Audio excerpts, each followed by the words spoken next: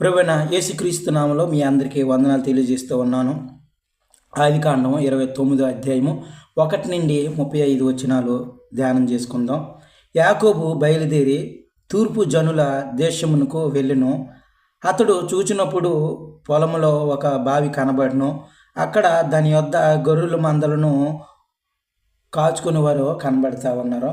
అక్కడికి వెళ్ళి నహోరు కుమారుడగు లాబాను మీకు తెలుసా, మరి తను ఎలా ఉన్నాడు అనే అడ్రస్ అడుగుతూ ఉన్నాడు. ఆ మందలు కాచుకునేవారు గొర్రెల మందం తోలుకుని వస్తున్న లాబాను యొక్క చిన్న కుమార్తె రాహేలును చూపిస్తూ ఉన్నారు. నిజంగా యాకోబు రాహేలును చూచి ముద్దు పెట్టుకొని ఎలుగెత్తి ఏడుస్తూ ఉన్నాడు. నీరు లేని బావిలో నీరు ఊరినట్లుగా, గమ్యం లేని యాకోబు గమ్యానికి చేరినప్పుడు ఎంతో ఎమోషనల్ అవుతూ ఉన్నాడు. ఇక్కడ మనం గమనించుకోవాలి. ఈ విషయాన్ని నేను రెబ్కా యొక్క కుమారుడిని అని రాహేలు చెప్పినప్పుడు రాహేలు వెళ్ళి లాబానుకి చెప్పడం జరిగింది. లాబాను ఇక్కడ యాకోబుని చూసి, ఈయన నా మాంసము నా ఎముక అని ఎంతగానో సంతోషిస్తూ మరి గొప్ప ఆతిథ్యాన్ని ఇస్తూ ఉన్నాడు. లాబాను మంచివాడే కానీ చెడ్డవాడు కానీ మంచివాడు. లాబాను అలా కనబడతా ఉన్నాడు. ఈ పాసేజ్లో యాకోబుకి ఒక ఆలోచన వస్తుంది. ఏమిటంటే తన ఆత్మీయ తండ్రి అయిన ఇస్సాకు చెప్పిన మాట పదే పదే తనకి జ్ఞాపకం వస్తూ ఉంది. కానాను కుమార్తెల్లో ఎవరిని వివాహం చేసుకోవద్దు, విశ్వాసిని వివాహం చేసుకో. లాబాను కుమార్తెని ఒకరిని వివాహం చేసుకో అనే మాట పదే పదే తనకి వినబడతా ఉంది, పదే పదే జ్ఞాపకం వస్తూ ఉంది. ఆ ఉద్దేశంతో డైరెక్టర్గా లాబానుతో వెళ్ళి తన చిన్న కుమార్తె రాహేల్ గురించి ప్రపోజల్ చేస్తూ ఉన్నాడు. నేను రాహేల్ని ఎంతగానో ప్రేమిస్తూ ఉన్నాను, ఆమెను నాకు ఇచ్చి వివాహం చేయండి అని ప్రపోజల్ పెట్టాడు. అందుకు నేను 7 సంవత్సరాలు కొలువు చేసి అప్పుడు వివాహం చేసుకుంటాను అని అంటా ఉన్నప్పుడు నిజంగా లాబాను అక్కడ ఒక ఆత్మీయ కోణంలో ఆత్మీయతకి సంబంధించిన ఒక విలువైన శ్రేష్టమైన మాట ఒకటే అంటూ ఉన్నాడు. అది ఏమిటంటే ఆదికాండం 29వ అధ్యాయము 19వ వచనంలో లాబాను ఆమెను ఎవరినే రాహేలును అన్యునికి ఇచ్చుట కంటే నీకు ఇచ్చుట మేలు. ఎందుకనే అన్యులకి ఇస్తే ఏమైపోద్దో భయం. అన్య మార్గంలో వెళ్ళటం ఎంతో భయంకరం కదా. అందుకనే అన్యునికి ఇచ్చుట కంటే నీకు ఇచ్చటం మేలే. ఆ మాట చాలా సంతోషకరమైన మాట. లాబాను మంచోడో చెడ్డోడో నాకు తెలియదు, కానీ ఇక్కడ ఆత్మీయులకి ఒక విలువైన మాట అందిస్తూ ఉన్నాడు. అన్యుడికి ఎవడికో ఇచ్చే కంటే నీకు ఇవ్వటం ఎంతో మేలు. దేవుడిని వెంబడించిన నీకు, దేవుని యందు విశ్వాసం ఉంచిన నీకు, దేవుడిని నమ్ముతున్న నీకు ఇవ్వటం ఎంతో మేలు. ఆమెను అన్యునికి ఇచ్చట కంటే నీకు ఇచ్చట ఎంతో మేలు అనేది చాలా విలువైన మాట. ఆ మాటకి నేను 7 సంవత్సరాలు ఇక్కడ కొలువు చేసి అప్పుడు వివాహం చేసుకుంటాను అన్నప్పుడు ఎంతగానో సంతోషించాడు. అలాగే మరి రాహేలు యాకోబు మరి ప్రేమలో ఉన్నారు కాబట్టి 7 సంవత్సరాలట కొద్ది రోజులుగా అనిపించాయట. మరి 7 సంవత్సరాల సమయానికి అయిపోతున్న సమయంలో చివరి రోజుల్లో లాబాను దగ్గరికి వెళ్ళి అడుగుతూ ఉన్నాడు. నా దినములు సంపూర్ణమైన గనక నేను నా భార్య వద్దకు పోయినట్లుగా ఆమెను నాకిమ్మని లాబాను అడుగుతూ ఉన్నాడు. లాబాను ఏం చేశాడు? పెద్దల దగ్గరికి వెళ్ళి సమాజంతో మాట్లాడి మరి ప్రేమ విందు ఏర్పాటు చేసి మరి వివాహం చేసినట్లుగా మనం చూస్తూ ఉన్నాం. కానీ అక్కడ ఏం జరిగిందంటే మరి మొదటి రాత్రికి మరి రాహేలుకు బదులుగా లేయాని పంపించడం జరిగింది. మరి మొదటి రాత్రి అయిపోయిన తర్వాత యాకోబు మరి ఆమెతో పడుకున్న లేయాని చూసి ఆశ్చర్యపడుతూ ఉన్నాడు. వెంటనే అడుగుతూ ఉన్నాడు. 25వ వచనం, ఉదయం ముందు ఆమెను లేయాని ఎరిగి అతడు లాభంతో, నీవు నాకు చేసిన పని ఏమిటి? ఆశ్చర్యంగా అడుగుతూ ఉన్నాడు. ఎందుకనే? రే, నేను నా అన్నయ్యన యాసవుని ఎన్నిసార్లు మోసం చేశాను, ఎన్నిసార్లు నేను గెలిచాను. ఇతరులకే మోసం చేసిన నువ్వు నాకే మోసం చేస్తావా? ఇతరులకు మోసం చేసినాడు ఇతరుల చేత మోసగింపబడుతూ ఉంటే ఆశ్చర్యం ఏముంది ఇక్కడ? చాలా ఆశ్చర్యం కలిగింది. నేను అందరికో మోసం చేశాను, కానీ ఇక్కడ నేను మోసపోవడం ఏమిటి అని ఆశ్చర్యంగా ముఖం పెట్టాడు. అదే అంటారు కదా, ఎవరు తీసుకుకోతలు ఆలే పడతారు. ఇక్కడ లాభాన్ని ఎలా కనబడతా ఉన్నాడంటే, కాళ్ళని తన్నోడు ఒకడైతే తలకాయ తన్నోడు ఇంకొకడు వస్తాడట. మోసగాలికే మోసగాడు లాభాను, దొంగలకే గజ దొంగ లాభాను. అలాంటి వాడు చిన్న కుమార్తెని వివాహం చేస్తానని చెప్పి పెద్ద కుమార్తెతో కాపురం చేయిస్తూ ఉన్నాడు. 7 సంవత్సరాలు అని చెప్పి 14 సంవత్సరాలు కొలువు చేయించుకుంటా ఉన్నాడు.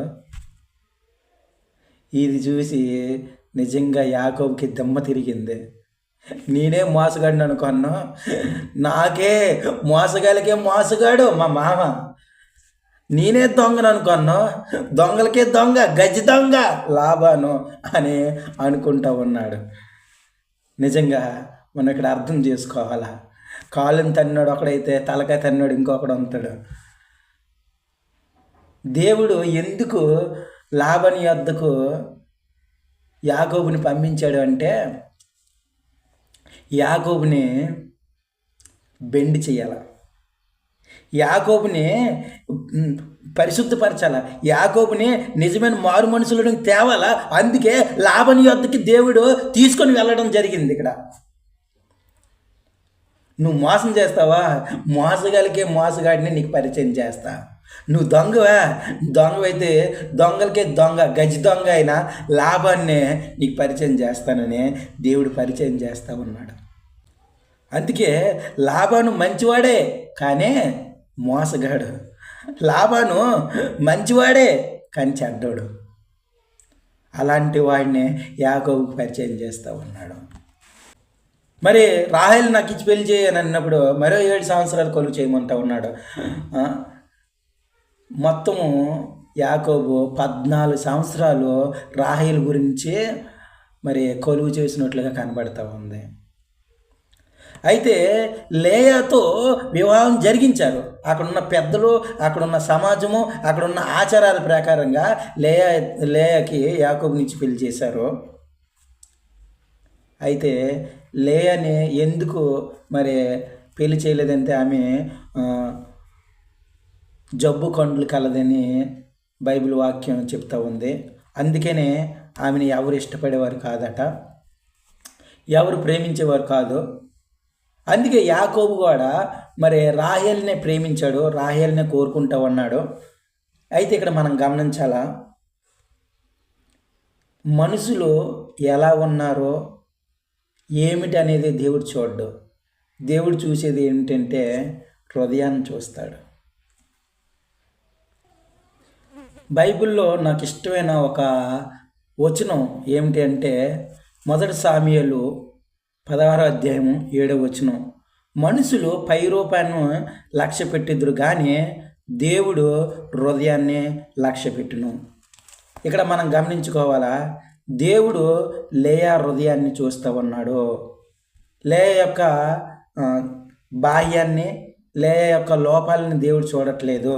ఈ లోక మనుషులు బాహ్యాన్ని, అందాన్ని చూస్తూ ఉంటారు, కానీ దేవుడు ఆమె యొక్క హృదయాన్ని చూస్తూ ఉన్నాడు. పెద్దలు చెప్పినట్లుగా తల్లిదండ్రుల మాట చొప్పున మరి యాకోబుని లేయా వివాహం చేసుకోవడం అనేది జరిగింది. అయితే ఇక్కడ లేయా ఒంటరితనంగా ఫీల్ అవుతూ ఉంది, ఎంతో బాధపడుతూ ఉంది. ఎందుకంటే యాకోబుతో నా వివాహం అయ్యింది, యాకోబు మాత్రం నాతో ఉండట్లేదు, నన్ను ప్రేమించట్లేదు, నాతో గడపట్లేదు. నా చెల్లి అయిన రాహేలుతో వెళ్తూ ఉన్నాడు, నా చెల్లి అయిన రాహుల్ని ప్రేమిస్తూ ఉన్నాడు. నా తల్లిదండ్రులు నాకు ఎందుకు ఇలా వివాహం చేశారు, సమాజం ఎందుకు నన్ను ఇలా బలి చేశారని తనలో తను బాధపడుతూ ఉంది. ఆమెలో ఆమె కృంగిపోతూ ఉంది, ఒంటరితనంగా ఫీల్ అవుతుంది, ఎంతో విచారణతో ఎంతో బాధలో ఉంది. అయితే ఈ వివాహాన్ని బ్రేక్ చేసుకోవాలా, విడాకులు తీసుకోవాలనే ఆలోచనకు కూడా వస్తూ ఉంది. కానీ దేవాది దేవుడు లేయా యొక్క ఒంటరితనాన్ని, లేయా యొక్క బాధని దేవుడు చూస్తూ ఉన్నాడు. ఇక్కడ దేవుడు చూడండి ఎంత చక్కగా ఆకాశం నుండి ఈ లోకంలో ఉన్న మనుషుల్ని ఎలా చూస్తూ ఉన్నాడు, లాభాన్ని చూస్తూ ఉన్నాడు, ఎంతగా మోసం చేస్తూ ఉన్నాడు. 7 సంవత్సరాలు అన్నాడు, 14 సంవత్సరాలు కొలువు చేయించుకుంటూ ఉన్నాడు. చిన్న కుమార్తెని అన్నాడు, పెద్ద కుమార్తెని ఇచ్చి వివాహం జరిపించాడు. లాభాన్ని చేసిన మోసాన్ని దేవుడు చూస్తూ ఉన్నాడు. యాకోబు అనేక మందిని మోసం చేసిన, తన అన్నయ్యన యాసావుని మోసం చేసిన యాకోబు మోసగింపబడుతూ ఉన్నాడు, మోసపోతూ ఉన్నాడని దేవుడు చూస్తూ ఉన్నాడు. లేయా అందరి మాట విని సమాజం ఆచార ప్రకారంగా తల్లిదండ్రుల మాట చొప్పున యాకోబుతో వివాహం జరిగించుకుంది. రాహేలు నన్ను యాకోబు ప్రేమిస్తూ ఉన్నాడని ఎంతో సంతోషంగా ఆనందంగా గడుపుతూ ఉంది. దేవుడు ఈ నలుగురిని చూస్తూ ఉన్నాడు. లాబానును చూస్తూ ఉన్నాడు, ఇక్కడ యాకోబుని చూస్తూ ఉన్నాడు, ఇక్కడ లేయాని చూస్తూ ఉన్నాడు, ఇక్కడ రాహేల్ని చూస్తూ ఉన్నాడు. అయితే దేవుడు లేయా యొక్క ప్రార్థనని దేవుడు చూస్తూ ఉన్నాడు. లేయా యొక్క జీవితాన్ని దేవుడు చూస్తూ ఉన్నాడు. ప్రేమ పొందలేని దానిగా ఉంది. లేయాకి వివాహం అయింది, కానీ భర్త ప్రేమ పొందలేకపోతూ ఉంది, భర్త యొక్క ఆదరణ పొందలేకపోతూ ఉంది. లేయా ఒంటరితనంగా ఫీల్ అవుతూ ఉంది, లేయా ఎంతో బాధతో ఉంది, లేయా ఎంతో అపజయంతో ఉంది, లేయా ఎంతో నిరాశతో ఉందని దేవుడు చూస్తూనే ఉన్నాడు. నా భర్త నాతో ఉండట్లేదే, నా భర్త నా చెల్లితో వెళ్ళిపోతూ ఉన్నాడే, నా భర్త లోకంలో తిరుగుతూ ఉన్నాడనే ఎంతో బాధపడినప్పుడు, ఎంతో కృంగిపోయినప్పుడు దేవాది దేవుడు లేయా యొక్క ప్రార్థన ఆలకిస్తూ ఉన్నాడు, లేయా యొక్క విజ్ఞాపనని ఆలకిస్తూ ఉన్నాడు. ఈరోజు నువ్వు నేను మనం బాధ పెడితే ఆయన నవ్వే దేవుడు కాదు, మనం ఏడుస్తుంటే ఆయన గంతులు వేసే దేవుడు కాదు. ఎందుకంటే మన కొత్త నిబంధనలో యోహాను సువార్త 11వ అధ్యాయంలో మనం గమనించినట్లయితే మరియా మార్త, వాళ్ళకి ఒక అన్న ఉన్నాడు లాజరు. తను చనిపోయినప్పుడు మరియా మార్తలు ఎంతగానో బాధపడతా ఉన్నారు, ఏడుస్తూ ఉన్నారు. మరియా మార్తల యొక్క కన్నీటిని చూసి, వాళ్ళు బాధపడుతున్న ఏడుపుని చూసి యేసుక్రీస్తు వారు కూడా కన్నీటిని విడిచును. ఈరోజు నువ్వు నేను ఏడుస్తూ ఉంటే, నువ్వు నేను బాధపడుతూ ఉంటే, నువ్వు నేను అపజయంలో ఉంటే, నువ్వు నేను నిరాశలో ఉంటే, మనల్ని ఎవరు ప్రేమించలేదని మనం ఒంటరితనంగా ఫీల్ అయితే దేవుడు మనల్ని చూస్తూ ఉన్నాడు. ఆయన మనల్ని ఆదరించడానికి, ఆయన మనల్ని చేరదీయడానికి, ఆయన మనల్ని ఆదరించడానికి ఆయన ఎంతగానో ఇష్టపడుతూ ఉన్నాడు. ఇక్కడ లాబాని చూస్తూ ఉన్నాడు, లేయాని చూస్తూ ఉన్నాడు, యాకోబుని చూస్తూ ఉన్నాడు, రాహేలు జీవితాన్ని చూస్తూ ఉన్నాడు. ఈ నలుగురు జీవితాలని దేవుడు పైనుండి చూస్తూ ఉన్నాడు. అందుకే దావీదు అంటూ ఉన్నాడు, ప్రభువా నువ్వు ఆకాశమందు నువ్వు ఉన్నావు, భూలోకమందు నువ్వు ఉన్నావు, నేను కూర్చుంటట్టు నీకు తెలుసయ్యా, నిలుచుంటట్టు నీకు తెలుసయ్యా అన్నాడు. ఎందుకనే? దేవునికి ప్రతి విషయం తెలుసు. కనులుండి చూచే దేవుడు, ఆయన చెవులుండి వినే దేవుడు, ఆయన నోరుండి మాట్లాడే దేవుడు, ఆయన జీవాధిపతి, ఆయన సర్వశక్తిమంతుడు, ఆయనకు అసాధ్యమైనది ఏది లేదు. అందుకే లేయా యొక్క బాధని, లేయా యొక్క ఒంటరితనాన్ని దేవుడు చూశాడు. అందుకే లేయా జీవితానికి దేవుడు గర్భఫలాన్ని తెరుస్తూ ఉన్నాడు. ఓ Leah, don't worry, you are not alone, I am with you, నీతో నేనున్నాను, నువ్వు భయపడకు అని దేవుడు గర్భఫలాన్ని తీర్చాడు. రాహేల్ గర్భఫలాన్ని మూసివేశాడు. ఇక్కడ మనం గమనించాలి, మనము అందరిని ప్రేమిస్తూ ఉన్నాం కాదు, కానీ మొట్టమొదటిగా ఎవరితో వివాహం అయితే ఆలే మనకు భర్త, ఆలే మనకే భార్య. మన జీవితం అంతా అది గుర్తుపెట్టుకోవాలి. మనం 100 మందిని లవ్ చేస్తే 100 మంది మనకు భార్యలు అయిపోరు, 100 మంది భర్తలు అయిపోరు. కానీ ఎవరితోనైతే మనకి వివాహం అవుతుందో ఆలే మనకు భర్త, ఆలే మనకు భార్య. అందుకే లేయా యొక్క జీవితాన్ని దేవుడు గర్భఫలాన్ని తీర్చాడు. లేయా 2 గోత్రాలకి తల్లి అయిపోయింది, లేవి, యోధా. ఈ 2 గోత్రాలకి తల్లి అయిపోయింది.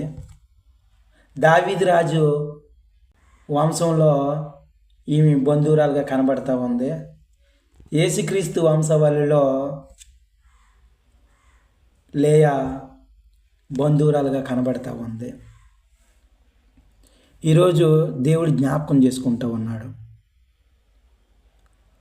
మన ప్రతి విషయాన్ని దేవుడు చూస్తూ ఉన్నాడు. లాబాను ఎలాంటి వాడు, యాకోబు ఎలాగ మోసపోతూ ఉన్నాడో, ఎలాగ మోసగింపబడుతూ ఉన్నాడో సమస్తము దేవునికి తెలుసు. రాహేలు ఎంతగా సంతోషిస్తూ ఉందో దేవుని చూస్తూ ఉన్నాడు. ఎంతగా బాధపడుతూ ఉందో, నాకెందుకు ఈ జీవితం, నాకైతే పెళ్ళయింది కానీ నాకు సంతోషం లేదు, సుఖం లేదని కృంగిపోతూ ఉంది. ఇక ఎందుకు, ఇంకా మరణం ఒకటే ముగింపు అని అనుకోవచ్చు, ఇంక విడాకులు తీసుకుంటే బెటర్ అనుకోవచ్చు. కానీ వాటికంటే ముందు దేవుని సన్నిధిలో విజ్ఞాపన చేసింది, దేవుని సన్నిధిలో ప్రార్థన చేసింది. దేవుడు లేయా యొక్క బాధని, లేయా యొక్క ప్రార్థనని, లేయా యొక్క విజ్ఞాపనని దేవుడు విన్నాడు. అందుకే 2 గోత్రాలకి తల్లిగా ఆమె కనబడతా ఉంది. గర్భఫలము దేవునిచ్చిన బహుమానము. భార్య భర్తలు కలిసినంత మాత్రాన గర్భఫలం రాదు, పిల్లలు పుట్టరు. అది దేవుడిచ్చిన వరము, దేవుడిచ్చిన బహుమానము. మరి యాకోబు రాహేలుతో కూడాడు, మరి ఎందుకు పిల్లలు పుట్టలేదో దేవుడు మూసివేశాడు. యాకోబు, లేయాతో వివాహం అయింది, లేయాతో కాపురం చేయి, లేయాని ప్రేమించు. నీ భర్త నిన్ను ప్రేమించట్లేదని, నీ భర్త గోల్డ్ పాయింట్స్తోనే వేరే అమ్మాయిలతో వెళ్ళిపోతూ ఉన్నాడని నువ్వు బాధపడతా ఉన్నావా?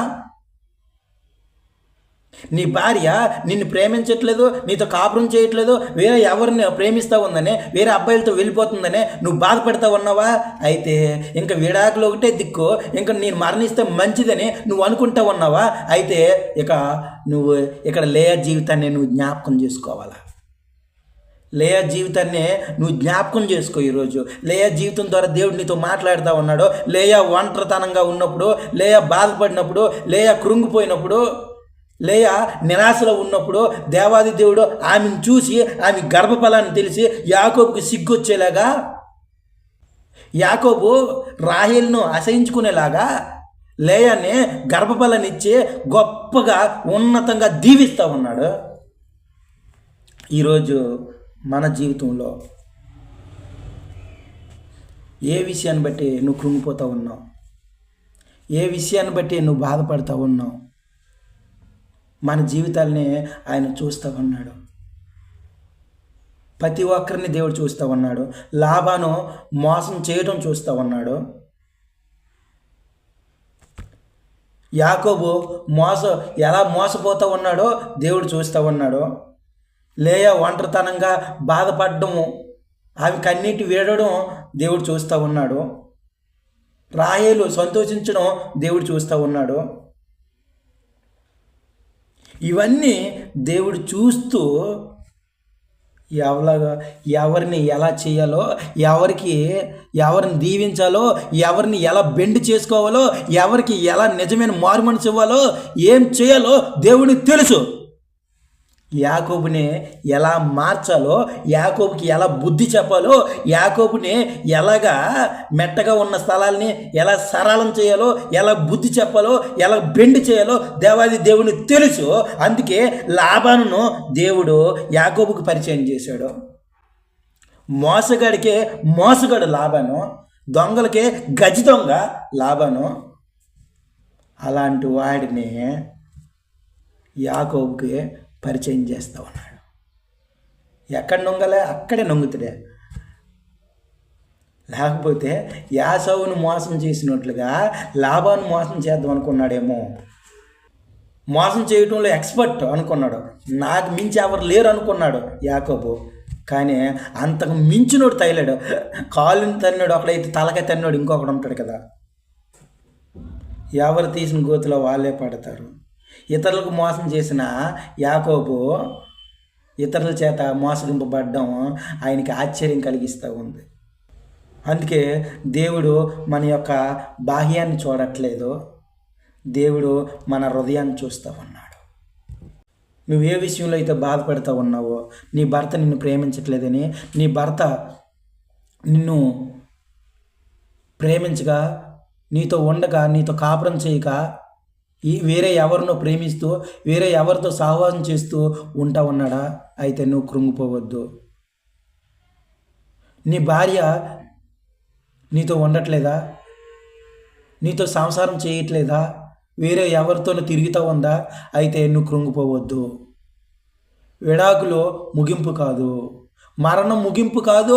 దేవుని సన్నిధిలో విజ్ఞాపన చేయి, దేవుని సన్నిధిలో ప్రార్థన చేయి. ఆయన చూచే దేవుడు, ఆయన ఆలకించే దేవుడు, ఆయన సహాయం చేసే దేవుడు. ఆయన ఎర్ర సముద్రాన్ని 2 పాయలు చేసిన దేవుడు, ఆయన గర్భఫలాన్ని తెరిచే దేవుడు, ఆయన ఆకాశం నుండి మన్నాను కురిపించిన దేవుడు, ఆయన నోటు మాట చేత సృష్టిని సృష్టించిన సృష్టికర్త.